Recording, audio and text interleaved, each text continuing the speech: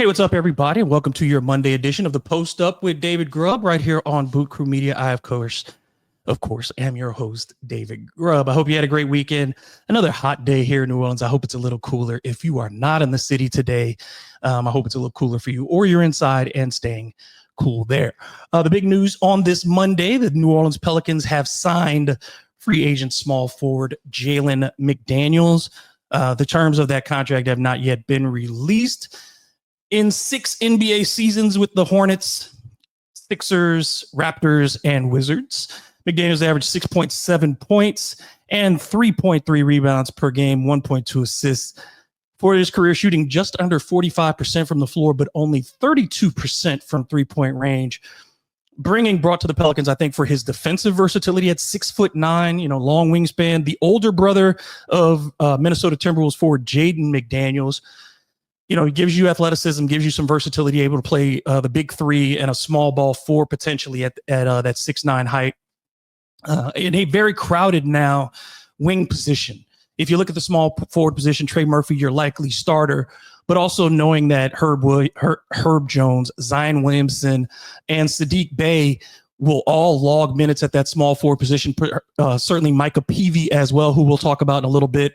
You have a number of people at that small forward position.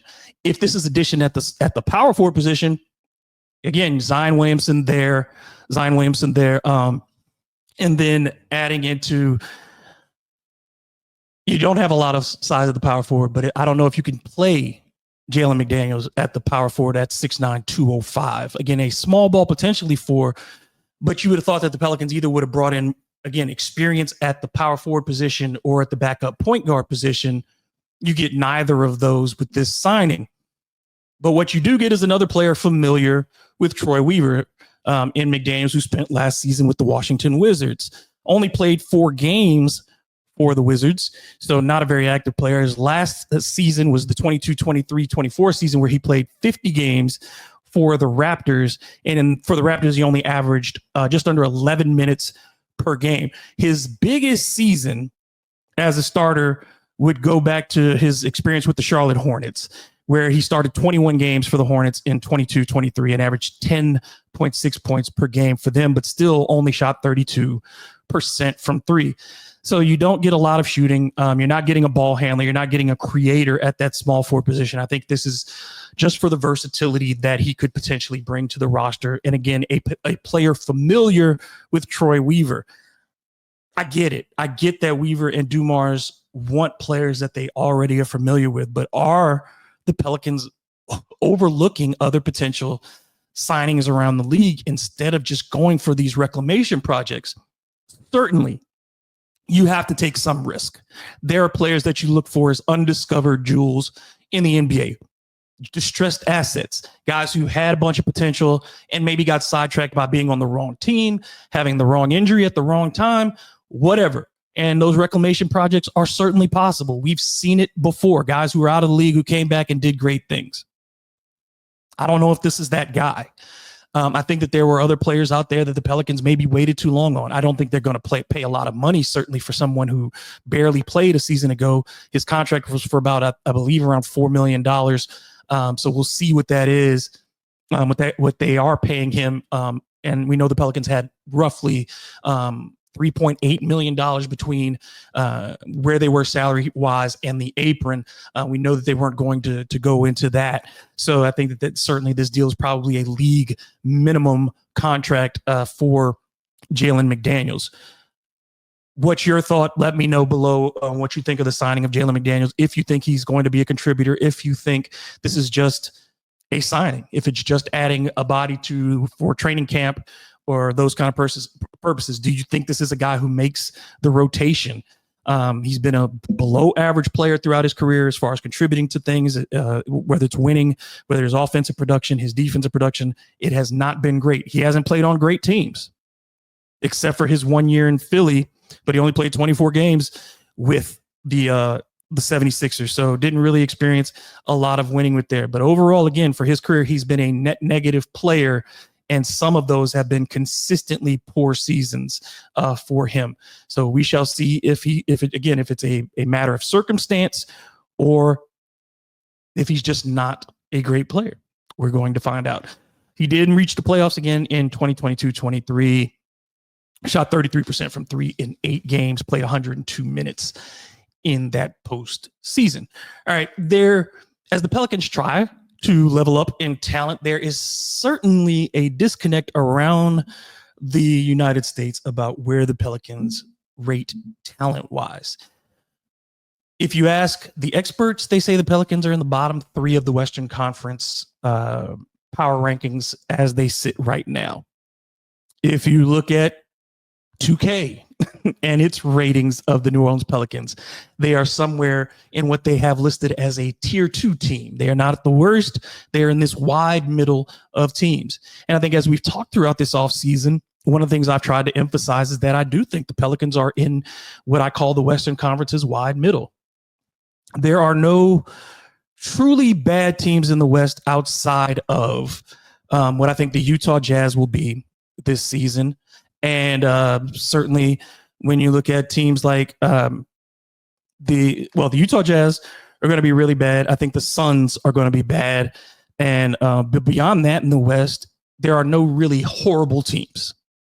There are a lot of teams that are sitting there right now. A lot of fan bases are going, if everything goes right, we can have a really good season. I think when you look at the top is clear in the West. You start with Oklahoma City, a team that is incredibly deep. I think when you look at the second team, they may be the oldest team in the NBA this season, but the Clippers are a deep and talented team with a lot of length in the front court. And a lot of experience, obviously, on the perimeter when you have guys like James Harden, Chris Paul, and Kawhi Leonard. You're talking about, you're kind of recreating the old Rockets team in some degrees that made it to the Western Conference Finals and lost to the Golden State Warriors in 7 games a few years back. This is a very similar team to that, but with more front court depth, I think, than that Rockets squad that was anchored by Clint Capella. The other teams in the league that you look at, you know that the Lakers, depending on Luka's health, certainly, and LeBron's health and all those things, but talent for talent, their top is higher than I think just consistency basis. Based on track record, you'd have to say that they're high. Their top 3 players have more proven in this league than the Pelicans do. There are teams with a number of question marks, like the Mavericks, like the Spurs, like the Timberwolves, like the Trailblazers. But when you look at all of them, the one thing I think that differentiates them from the Pelicans is that once you get past the starting 5, they have more height, they have more defensive ability, they have more experience in a lot of ways. The Pelicans are still one of the youngest teams in the NBA. They are bringing back one of the worst defensive teams that we've ever seen in franchise history, if not the worst defensive team, though you are adding Herb Jones and Kevon Looney to the mix, 2 experienced and well-respected defenders at their positions. You had a Zion Williamson who was generally engaged on the defensive end last year, but all of this is unproven. And when that's the case, I think that's where these talent evaluations come from, that the Pelicans, while we know that the highs can be really high, that we've seen a Trey Murphy improve every single year statistically from his rookie year, that we saw Herb Jones on an upward trajectory up until he got injured last season, that we've seen Zion Williamson play as one of the 5 to 10 best players in the NBA when he's at his peak, when he was putting together those triple doubles last season, when he was attacking downhill and proving that, this was the kind of player that he was when he was drafted number 1 overall. You have those kinds of things, but you are also asking some players to do things they have not done. Kevon Looney was not a full-time starter last season. Jordan Poole has never had to carry the kind of weight that he'll have to carry for the New Orleans Pelicans this season. Trey Murphy has not had to be the guy that he's going to have to be this season. So all of those things, whether they are going to happen or not, and they certainly could, are still major question marks going into the season. And I think that's where the evaluations come into play. The Pelicans are no different, I think, again, when you get out of that top 4 or 5 in the West, depending on health. That is the ultimate caveat in this league, depending on health. But beyond that, there isn't much difference between the Pelicans and the Trailblazers. There isn't much difference between the Pelicans and the Spurs. There isn't much difference between the Pelicans and the Mavericks or the Kings or the Grizzlies. No, there isn't much difference. But what you have is a track record. And it's hard to bet on somebody because there's the old saying, past behavior is an indicator of future behavior. But there's also folks that say, don't rely on the past, that things can change. And they absolutely can in the world of sports. We have seen it before. But I think overall, when you look at the New Orleans Pelicans, what you have to say is there is talent, yes, but there is also a lot of unrealized player ability, and there's also a lot of question marks. You have two rookies on this team that you don't know if they're going to play. You've not, from a franchise that has not consistently developed its rookies early on, has not given them that kind of responsibility. One of those rookies coming back from a wrist surgery, and we'll see how that goes for Derek Queen. You have guys who go in Yves Missi, you're hoping for that year 2 jump, but there's also this, the well-known sophomore slump, and we'll see if he avoids those things. There are just so many variables. The Pelicans have few constants. Where's your constant? At this stage, your biggest constant on the roster coming into this season, the guy who comes back playing the most games and the most minutes, is Yves Missi. So that is going to, until the Pelicans can prove otherwise, they are going to be picked as one of the lower tier teams. I don't view them as a bad team. I view them as a team that, if everything goes right, they're a 43-win team. Because defensively, the jump that they're going to have to make is such a tremendous one. Offensively, I think it's a lot easier for the individual players on this team to figure out some kind of rhythm and have really good nights individually. Trey Murphy can go for 40. Jordan Poole could score 40. Zion Williamson could score 40. You have 3 guys who were able to put up those kind of numbers in the league without having a miraculous night. They can have a highly efficient 40-point night without you feeling like it's historic. And that's important, to have those kinds of players. But that is very volatile when you're adding this to a mix and you have a head coach that has not traditionally learned how to maximize the players on his team. What do you do when the starters are sitting? What are your pairings going into the regular season? Who works best together, and how quickly do you figure that out? How do your rotations work? Who complements each other the best? And that will be the challenge for Willie Green going into this season. One of the things that could become a huge benefit to the Pelicans, and I think when you look at the best teams in the league, what they have is a level of elite defensive ability, right? When you look at the Oklahoma City Thunder, you have 3 players who could potentially be all NBA defensive players every year.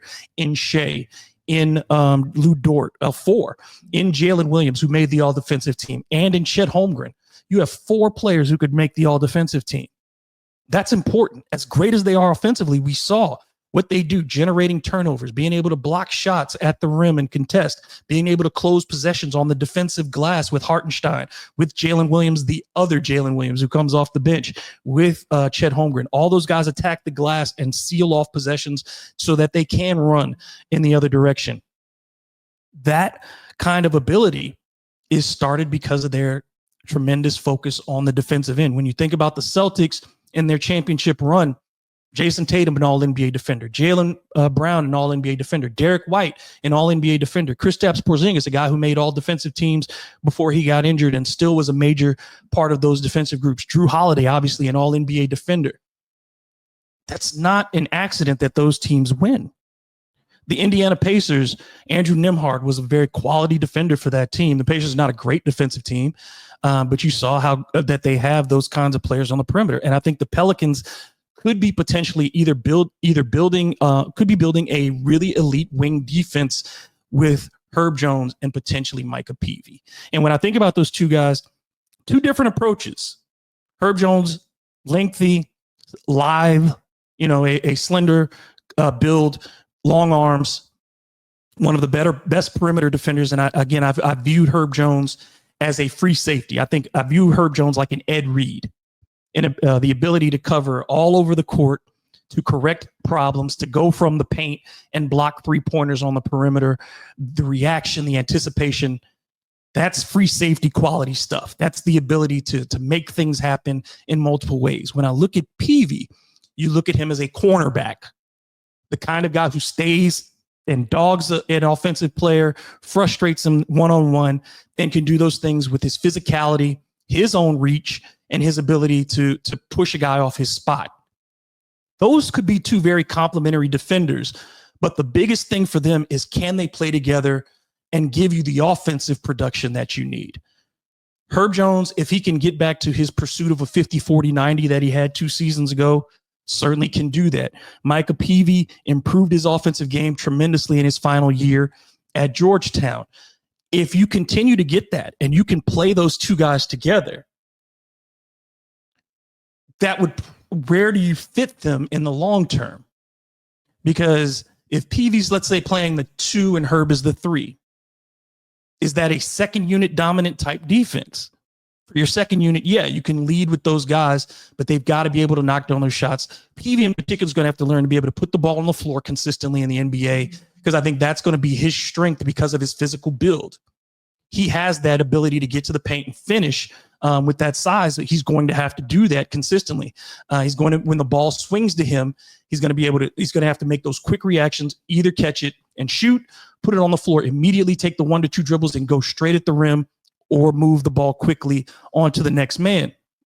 If they can do that and become guys who can play together on the second unit, that can be a real benefit for the New Orleans Pelicans.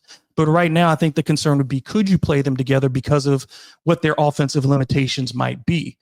But if you're the New Orleans Pelicans, what you have to have is some elite defenders at some position. And it's best if you get them on the perimeter to stop the basketball. The Pelicans' struggles over the last few years have been at their inability to stop people at the point of attack, because they have not had the kind of rim protection and length in the front court to deter people once they get past the initial line of defense. So whether it's been CJ McCollum, whether it's been Jose Alvarado, whether it's been, whomever they've had at the point guard position, and even when DeJounte Murray was on the court last season, sure, he got plenty of steals, but look how many times opposing point guards were able to get 2 feet in the paint and create problems. And this has been a consistent part of you watch the Pelicans broadcast consistently.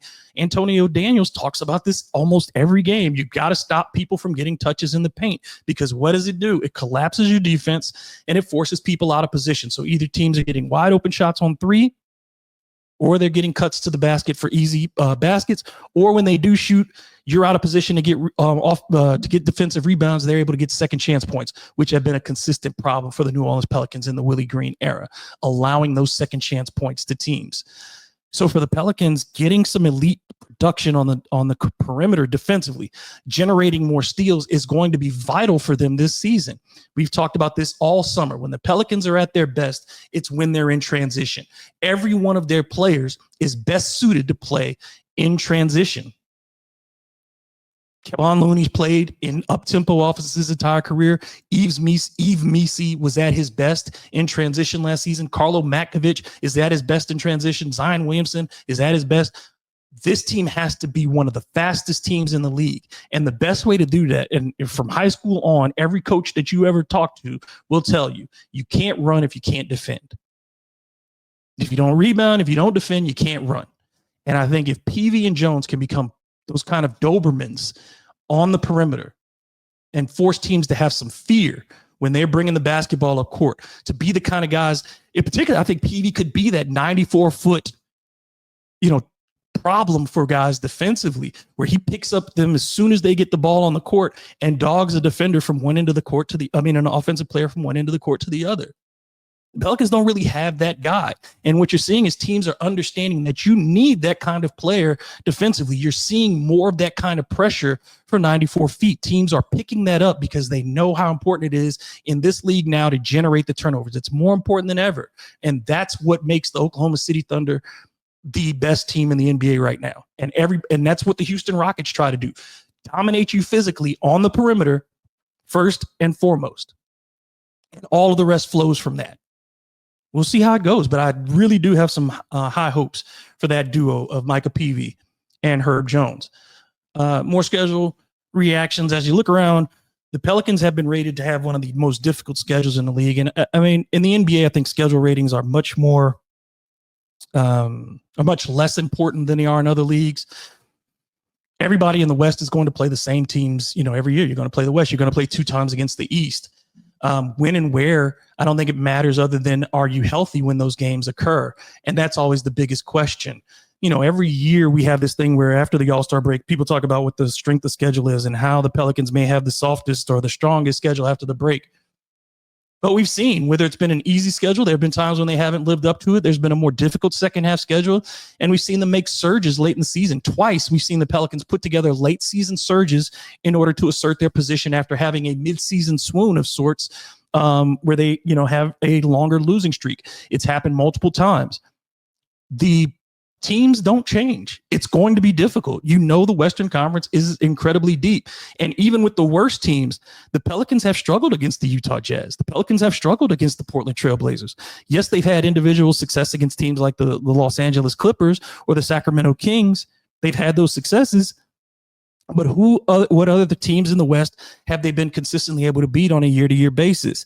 So I think that the schedule is not more difficult than it is any other season. The question of how strong the schedule is based purely on the health of the Pelicans. So don't worry about when they play anybody. Yeah, it's a really rough schedule to start. Okay. They've had easy schedules to start and didn't do well.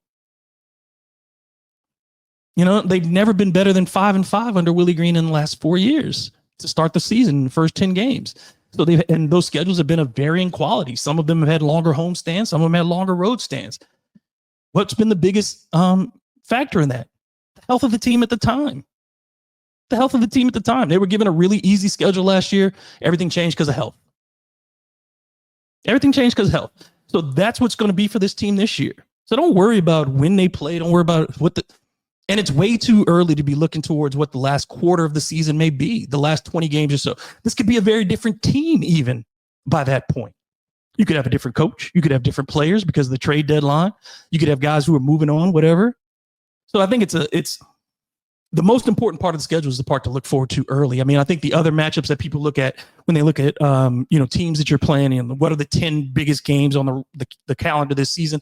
They're about storylines. They're not about the reality of what's going on in the season. Yeah, you're looking forward to when CJ makes his first trip back to the Smoothie King Center. Yeah, you're looking forward to the first game against the Rockets at home. Yeah, you're looking forward to matchups against the Lakers and all those types of things. And when you get the opportunity to play against the Thunder and when you get to bring, some of these opponents that you have or former players coming back. When does Brandon Ingram come back with the Toronto Raptors? All of those things. Those are fine as storylines, but they matter not to the ultimate success of the team. The two biggest factors this year, health of Zion Williamson and his production, and Willie Green's ability to keep his job. If Willie Green does the best job of his life, I'll stand here and give it to him. I'll put on a Willie Green t-shirt. I'll put it up there. I'll get his pictures all the way back from when he played at the University of Detroit. I'll put that up here. You know what I mean? So I'll do all that if he does his job. If he shocks you and comes out this year and shows that he's a top tier coach, or at least a competent coach who can get the best out of his team at some level, I will stand here and cheer for Willie Green. But those two factors, Zion Williamson's health and yes, the overall health of the team in general, but Zion being the biggest factor, and Willie Green's ability to coach. So it doesn't matter if you put the Pelicans on the road for 82 games this year. If they're not healthy, what does it matter? They can play 82 home games.